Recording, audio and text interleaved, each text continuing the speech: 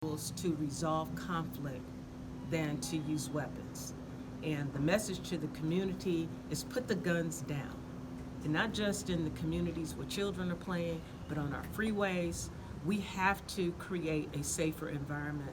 If you see something, it's important to say something. The police department can't deal with gun violence alone. You know, our work is response. We try to be preventive, but we can't be everywhere. We really need our community to work with us, give us the information that we need to get some of these individuals off the street who are committing egregious crimes. And in the session, Councilman Carlisle asked about profiling versus public safety. You spoke about some of the training videos, reference cards, and so forth. Can you speak a little bit to that so people don't feel targeted with the new law?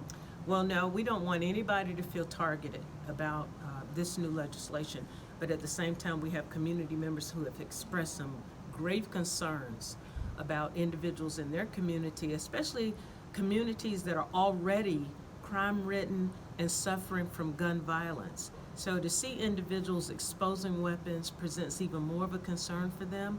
However, we're training our officers not to profile individuals, but know the elements of the law. We provided the information for them so that they could have, a quick reference so that they can make sure that they respond in a way that is legal and it honors their individuals' constitutional rights as well under the Second Amendment. What information do you say provided? Is it, list of people who have felonies? How do you know if someone has a felony and isn't eligible to carry a firearm? Well, you don't know. Unless you were in court with that individual and you know that that individual was convicted. The operative word is conviction. It's not just that you charged that person last week with a felony, it's that that person has been adjudicated and convicted of a crime. So many times officers won't know.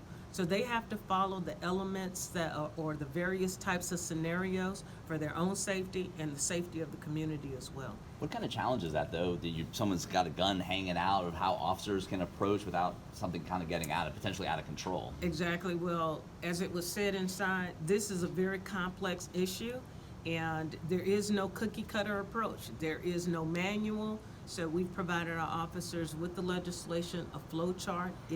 If you see this, then you're able to do A, B, C, and D. So we're trying to guide them and coach them the best we can.